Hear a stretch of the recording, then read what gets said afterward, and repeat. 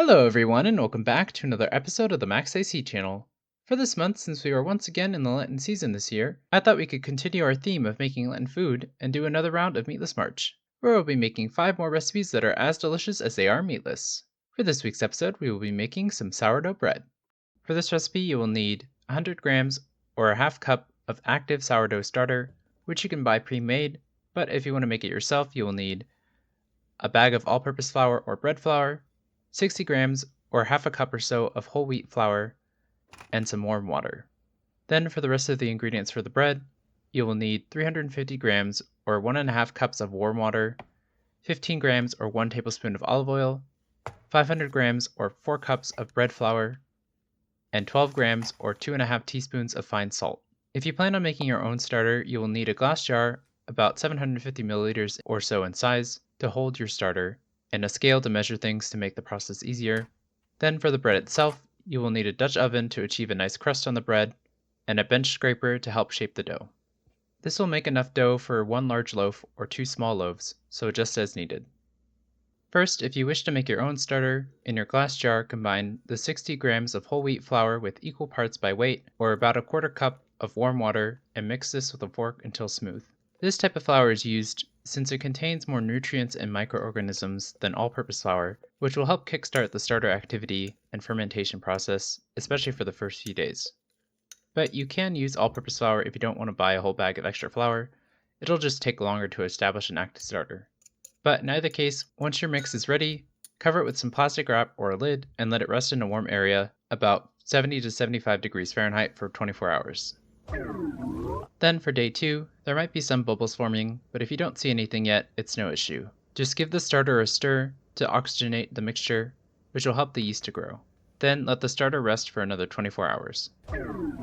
Starting with day 3, remove half or 60 grams of the starter from the glass jar and then add in 60 grams or half cup of the all-purpose flour and 60 grams or a quarter cup of warm water, mixing with a fork until smooth. Scrape down the sides with a small rubber spatula if needed. Then, once again, cover your starter and let it rest for another 24 hours. Then, for the next 4 or 5 days, repeat this step each day by first discarding half of your starter and then adding in another 60 grams or a half cup of the all-purpose flour and 60 grams or a quarter cup of warm water each day.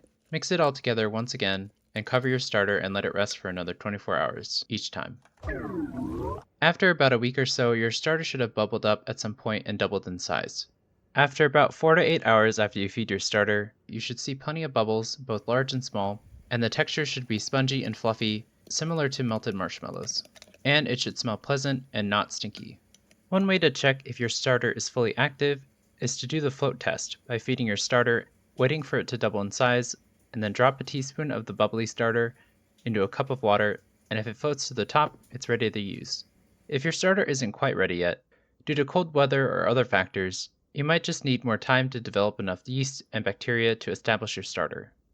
So just continue discarding and feeding your starter every day until it fully activates.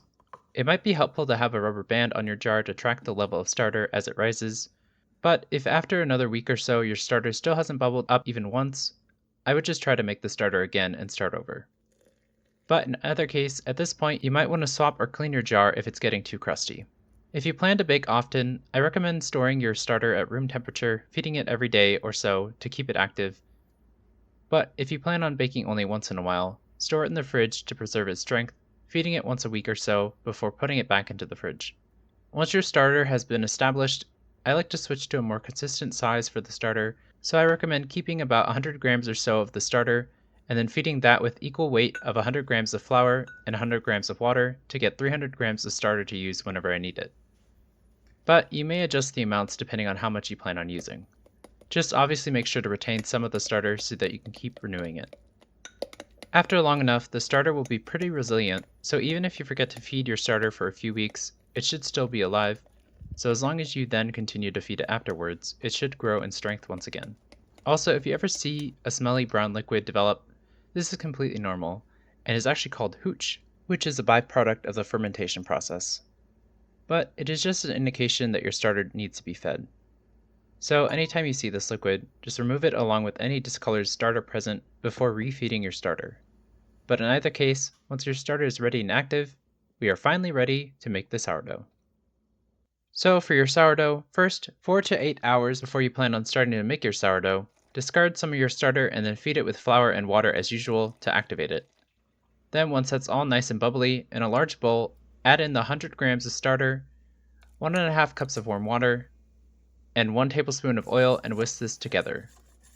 Then add in the 4 cups of bread flour and salt, mixing to combine, making sure to scrape the sides of the bowl to fully mix all of the dough using a whisk or your hands. Then cover this with a damp towel and let it rest for a couple hours or so. During this time, while not strictly necessary, I recommend every 30 minutes to stretch and fold the dough by grabbing a corner of the dough and pulling it up to the center until you've stretched all the parts of the dough. This step will help to develop more gluten without overworking the dough, increasing the total volume and height of your bread when it bakes. So if you have the time, I recommend doing this 4 times or every 30 minutes during this 2-hour period.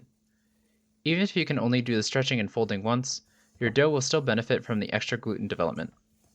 So after a couple of hours, once you're ready to perform the bulk fermentation, cover the bowl with a towel and let it rise at room temperature about 8 to 10 hours. The dough will be ready when it has about doubled in volume, which might be a bit sooner than 8 hours if you live in a warm, humid environment, so just keep an eye out to prevent it from overproofing. But once the dough is ready, onto a lightly floured surface, scoop out your dough from the bowl, placing it bottom side up, and gently shape it into a round shape by folding the former top down to the center, turning the dough and repeating this until you've folded the entire dough at least once. If you have a bench scraper, you can use this to push the dough underneath, pulling the dough to create tension, making a nice smooth surface across the entire dough. Then, once your dough is shaped into a round, line a bowl or proofing basket with a towel and dust it with some flour to keep the dough from sticking to the towel. And then place the dough into your lined bowl, seam side up, and cover it with the excess towel and let it proof for a second time in the fridge for at least an hour, up to 48 hours. The longer you let it rest, a more intense sour flavor will develop and larger holes will form in the dough. So I tend to rest it for about 24 hours, but adjust this to your preferences.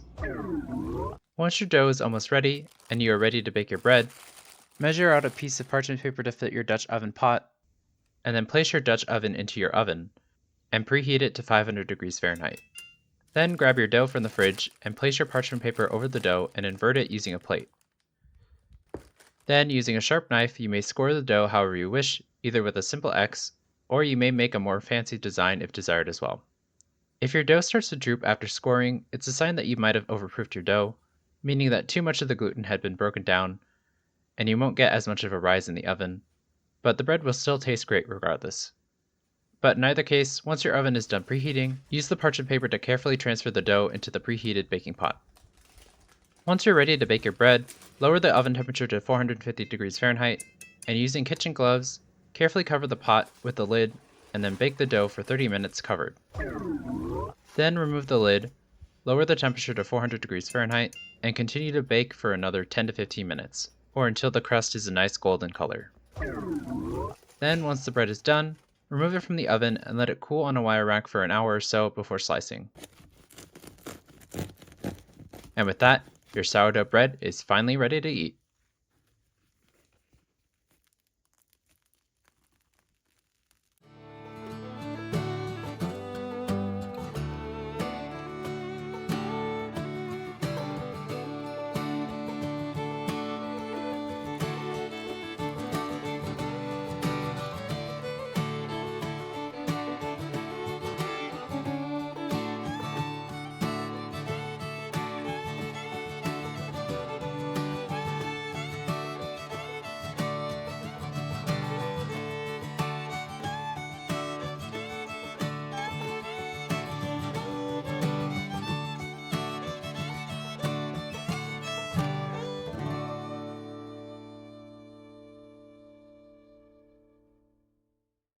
Originally, I was planning on making this recipe a lot sooner, as you could see in the background of some of my videos in November, but my starter was being pretty temperamental at the time due to the cold, so I decided to let it develop some more and make the recipe later.